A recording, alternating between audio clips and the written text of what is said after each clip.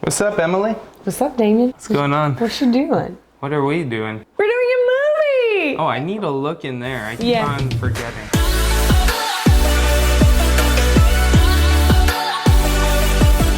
So are we doing this in French or in English? What's the deal, Oh, ouais, c'est vrai, on fait ça en On français. fait ça en français. Et en français, s'il vous plaît! Aujourd'hui, nous allons vous parler de trucs qui nous aident à avoir une relation amoureuse harmonieuse la plupart du temps. Alors, le truc numéro 1, Damien, c'est quoi? La communication. La Q. Communication. Ça commence bien pour communiquer.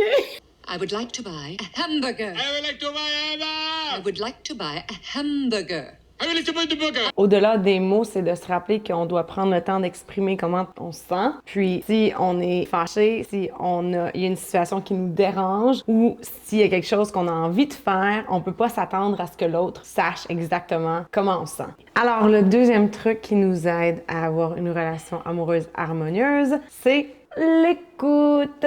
Alors, pour moi, ça veut dire que oui, il faut communiquer, mais il faut être prêt à écouter ce que la personne a à nous dire. Numéro 3, c'est le sexe. Yes!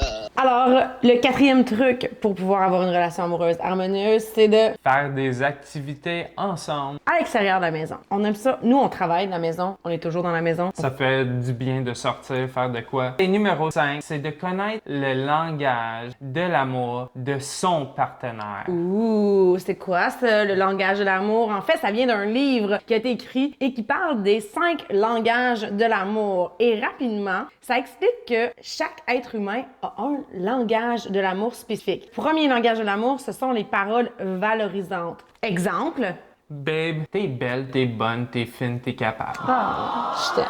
Un autre langage de l'amour, c'est de passer du temps de qualité ensemble, d'aller au restaurant pour se jaser, de se parler avant qu'on dort. De lire le matin ensemble avant que les enfants se réveillent. Donc, tous ces moments-là, ça peut être le langage de l'amour de notre partenaire. Puis plus on en est conscient, plus on veut créer ces opportunités-là pour que notre partenaire se sente aimé. Alors, un autre langage de l'amour, ce sont les cadeaux. De donner des cadeaux, en fait, ou de recevoir des cadeaux plutôt, parce qu'il y a des gens qui aiment énormément recevoir des cadeaux. Donc, souvent, ça va être des gens qui vont donner beaucoup de cadeaux. Hein, parce que c'est ça qui arrive, c'est qu'on va aimer les autres de la même façon qu'on aime être aimé. Et on pense que c'est la seule façon d'aimer. Et parfois, on va se dire, mais mon Dieu, pourquoi ils me donnent pas de cadeaux? Tu sais, moi, c'est ça que j'aime ça, les cadeaux. D'autres personnes, pour elles, peut-être que son langage de l'amour, c'est le temps de qualité. Donc, elle voit pas vraiment l'intérêt dans les cadeaux. Donc, c'est important juste d'en être conscient, puis de faire un effort supplémentaire. Parce qu'on aime de la façon qu'on aime être aimé. Ça, c'est naturel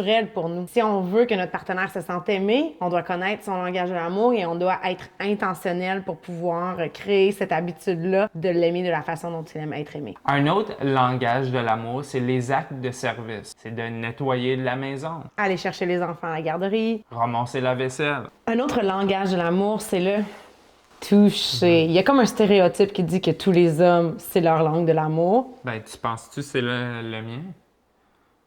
Mais bon, je pense que c'est important d'en discuter, de communiquer pour s'assurer que c'est la bonne chose. Et de toute façon, vous allez le voir. Vous allez le voir parce que c'est la façon qu'il va vous aimer. Je pense qu'en bout de ligne, c'est important peut-être de prendre le livre et de faire le test. Il y a un test que vous pouvez faire avec les 5 langages de l'amour. Si vous cherchez sur Google, je suis certaine que vous êtes en mesure de le trouver. Et vous allez pouvoir faire ce test-là avec votre partenaire et découvrir votre langage de l'amour. Prendre une décision commune ensemble, d'être intentionnel pour aimer votre partenaire de la façon dont il aime être aimé. Ça revient aux premières affaires sur la communication. C'est d'exprimer aussi qu'est-ce que t'aimes moins. C'est vraiment de parler avec notre partenaire. Exactement. La communication, l'écoute et le sexe.